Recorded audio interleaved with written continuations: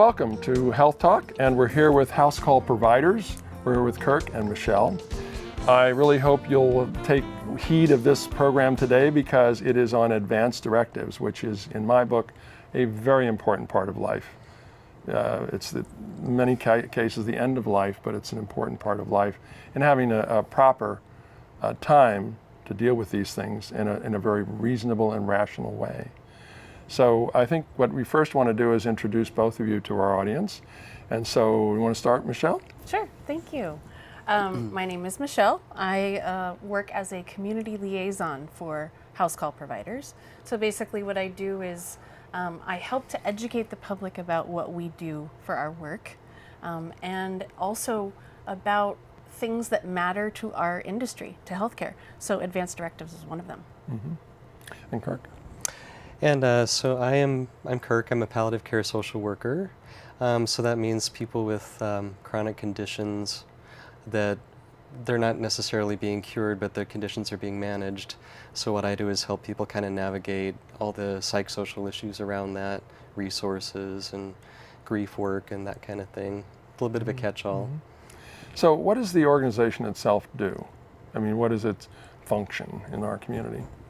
I'll take that one. Oh, yeah.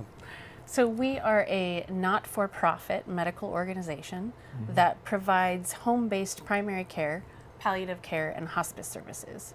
So it's sort of a new paradigm. Culturally, we at least in the last 40, 50 years, we usually see our primary care physicians and clinicians in their clinic. What we do is we actually deliver the services to the patient directly in their home. So we serve a homebound population. So today it seems like that is the goal, to have more and more people be able to do a sort of an end-of-life period in their own home, in their own setting. And I'm sure that is something that is going to have to be worked on really hard, because the model was so much that we delivered people to places and institutions where they could be cared for, and that's getting to be very expensive. So, and with reverse mortgages, we have the opportunity for more people to live out their full life in their home, if they're able to, and they're in a safe home. Just as a side note, and I want to say this because I'm doing first mortgage, I'm old enough. It seems as though there's a lot of, when I first looked at that, the people that were being asked, are they comfortable in their home? We want to make sure you're comfortable because we want to make sure you actually live in your home, because once you don't live in your home, the reverse mortgage ends. So they suggested in some cases people would actually move into a home that was more wheelchair friendly or one level or whatever, and then that would be their home that they would live in, almost as though it is their own living facility, and they might have it set up that someone could live there with them. So I'm just saying, I think down the line we have to think about how do we manage to have more and more people, and more people like yourself, because you're a finite entity and you're understaffed and overworked, and I know I heard that. Who isn't nowadays? So right, Yeah. so we have to build this model and then address those issues, all of them, which is going to be advanced directives, which is the majority of what we'll talk about today. And I know we do have 2 more shows down the line planned to work with the organization that will cover other areas of your aspects of your organization. And actually one of those areas is a demonstration project that we've been doing with Medicare called Independence at Home, and it addresses exactly what you're talking about. It's trying to help people stay as independent at home as they possibly can. So really for us it's about quality. So it's quality care, quality of life. That's the most important.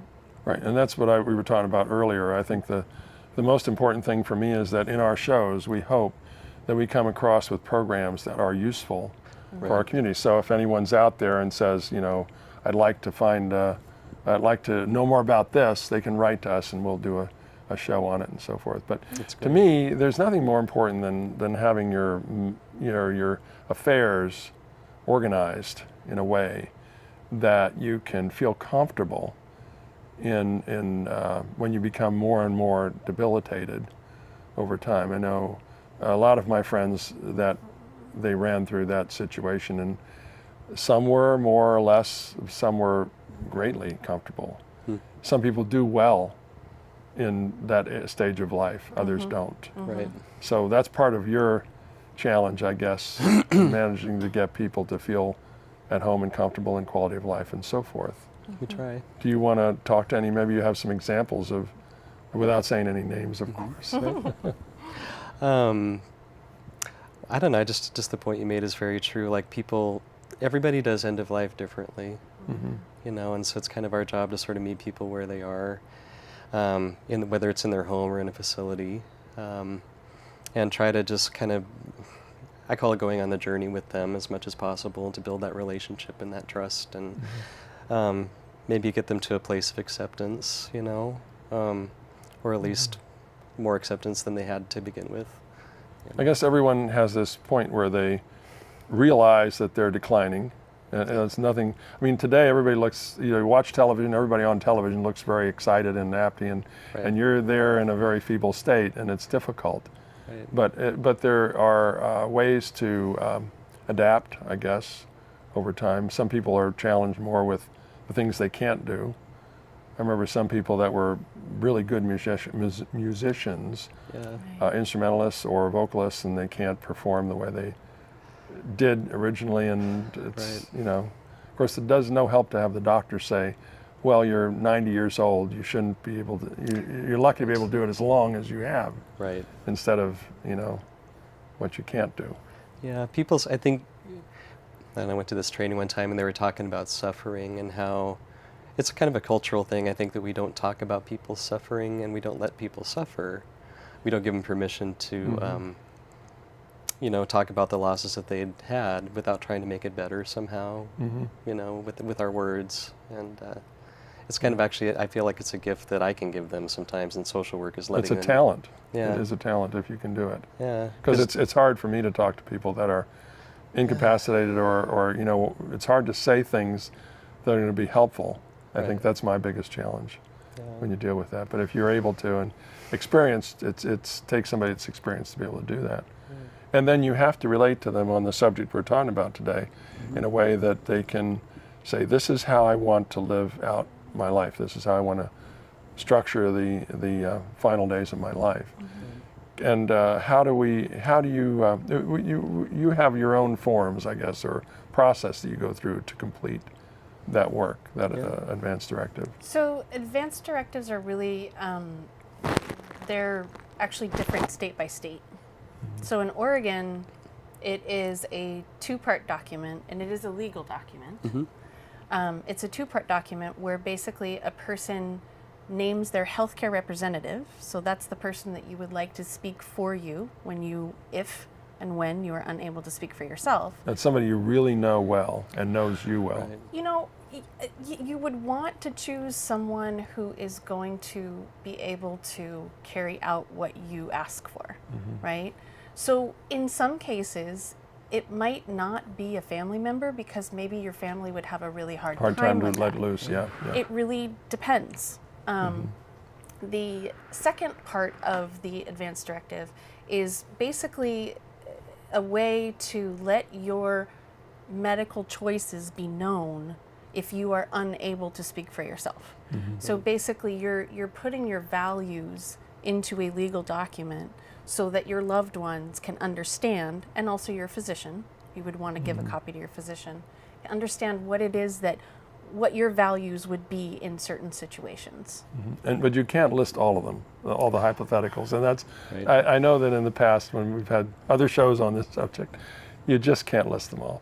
That's why as you said, it has to be somebody that knows the way you live your life, the way you want, your temperament and all of what you are, and then be able to, like you say, carry it out. So having somebody who might be a relative or might not be able to do that, they have to be able to answer that question to you. Now we're talking about somebody that's rational at this point, who has to be rational to sign the document.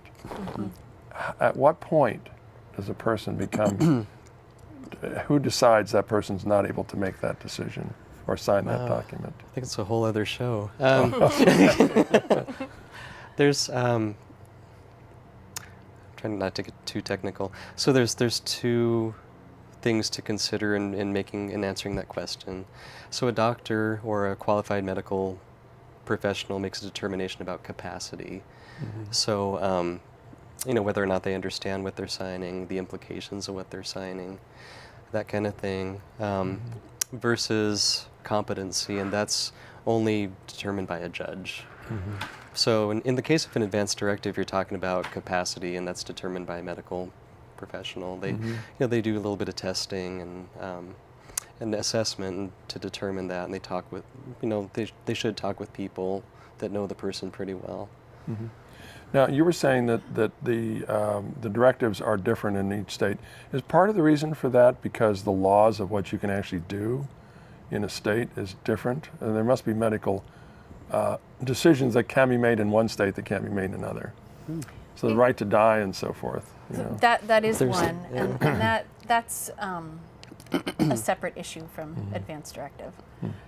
But I think it's based on, I've read that most of the time, if you, like, let's say you travel to another state for a short amount of time and something happens, Right. and you have an advanced directive from a different state, it's sort of grandfathered in its own way. But they do recommend that if you spend a lot of time in 2 different states or more, then you should probably have the legal documentation for each state available.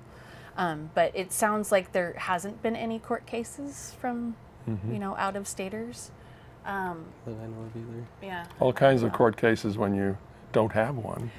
Yeah. That can lead to real problems. It really can. I don't know how to couch this, but almost everybody ought to have one. Well, Yeah, that was absolutely. that was the next thing I was going to say was Yeah. we've been talking about you've been talking about a lot of people that might be closer to end of life, but really from a professional healthcare perspective, we think anyone over the age of 18 should have an advanced directive. Because the parents would have charge of the decisions for the child under 18. Right. Yeah, so there you go.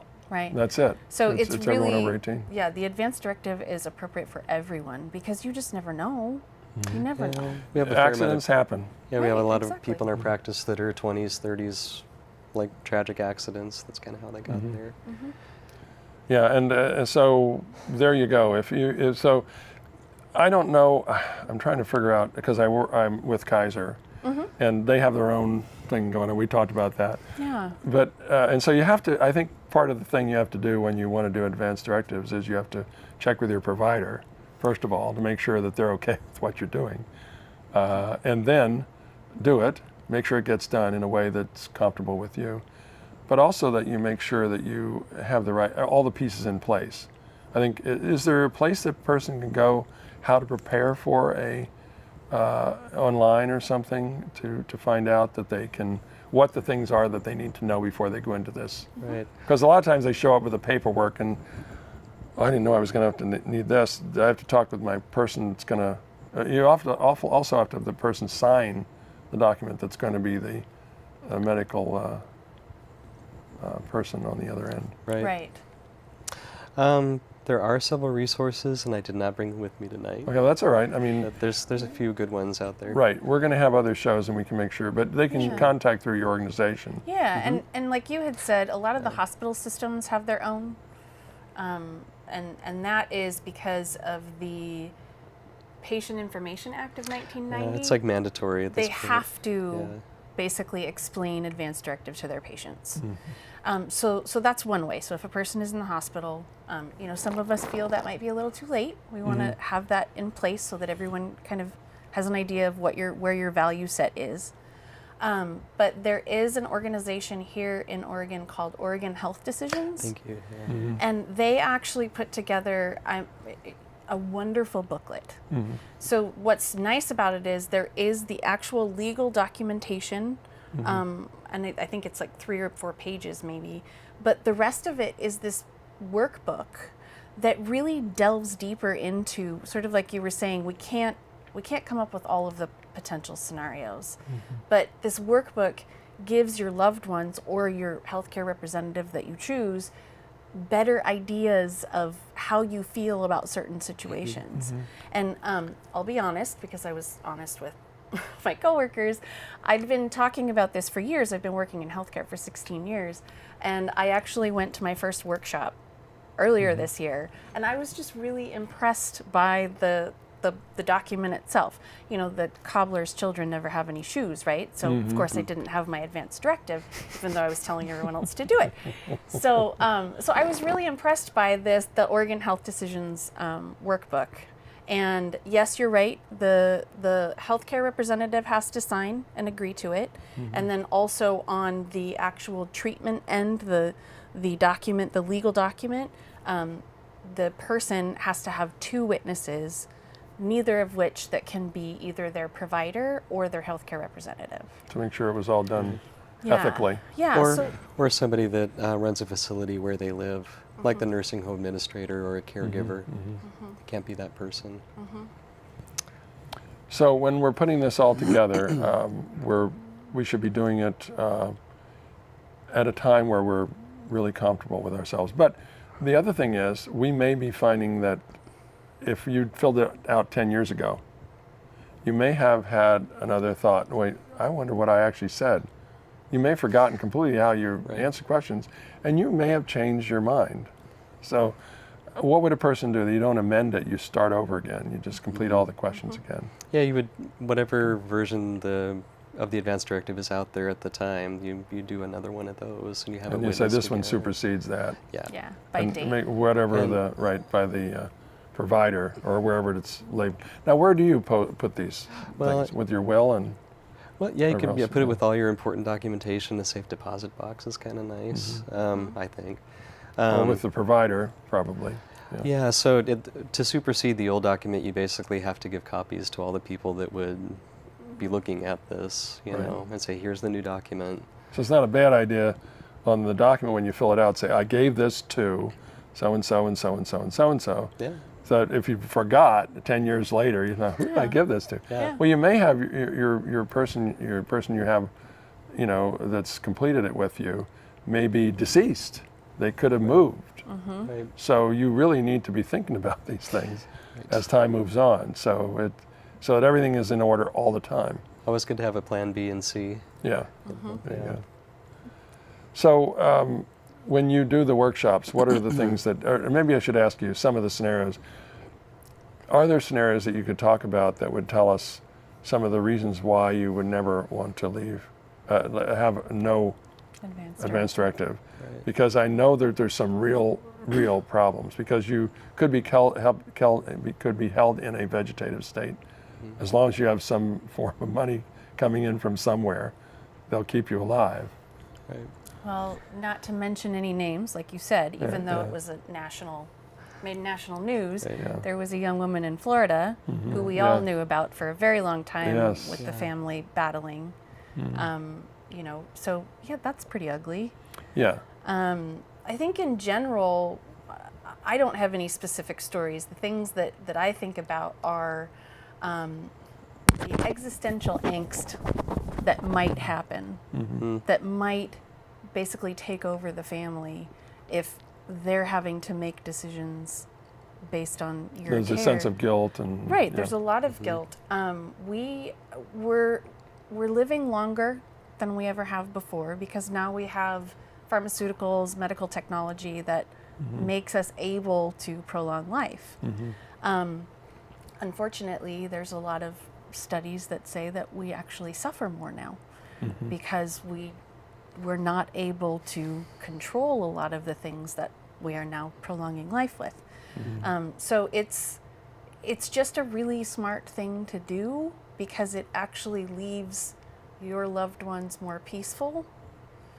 Obviously, there's going to be exceptions to that.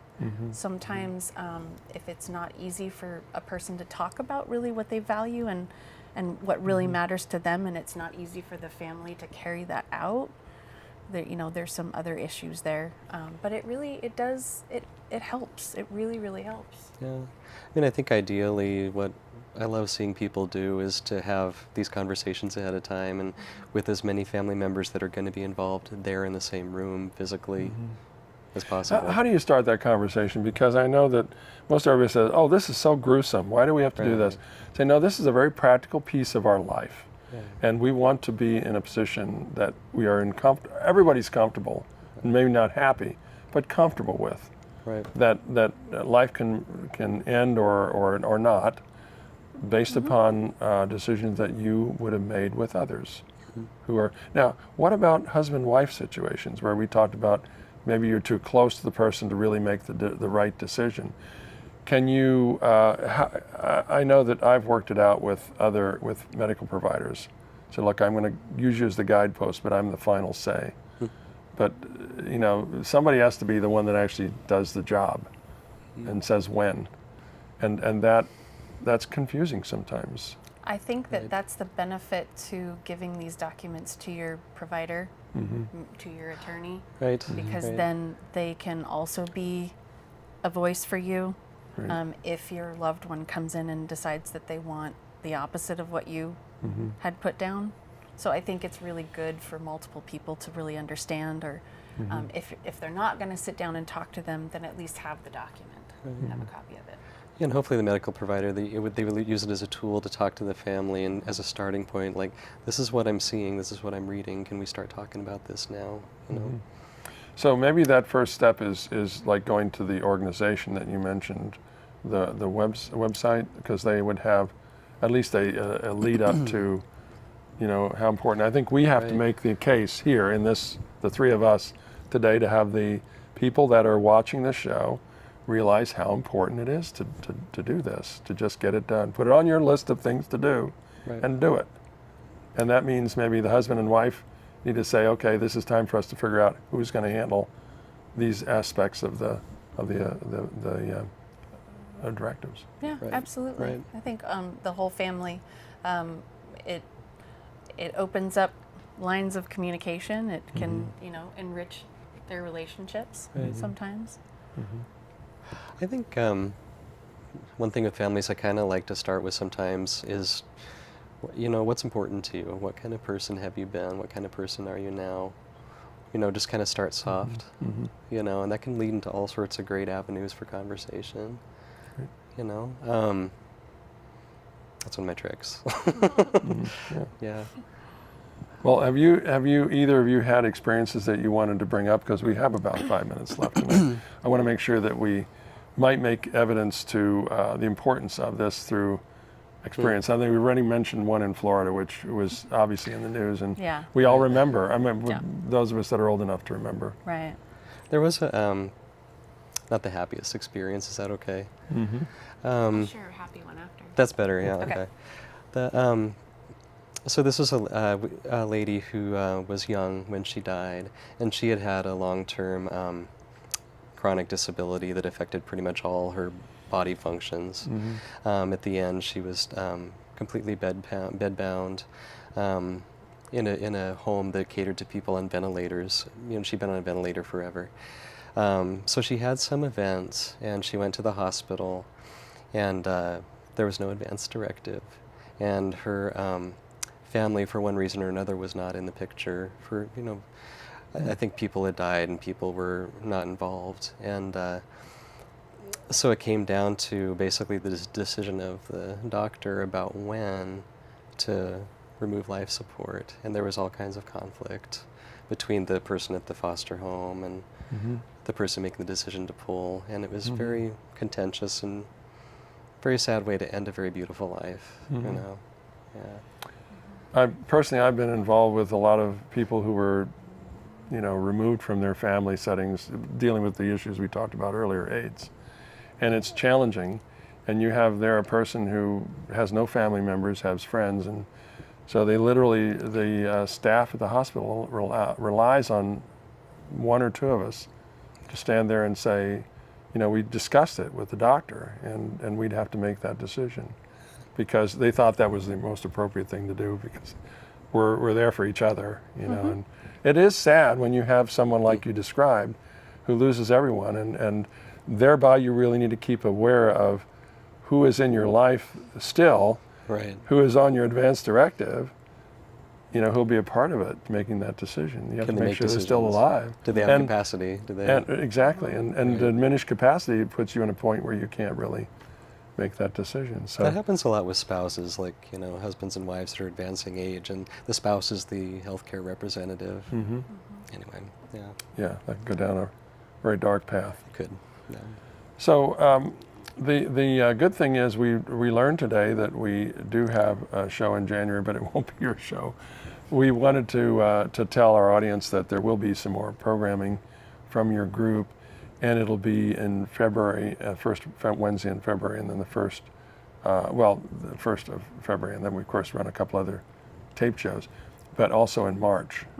So the next 2 shows we'll be working with the organization yet to further describe what you do and the way you do it, because it's so important. I mean, this is like you said, people are living much longer today.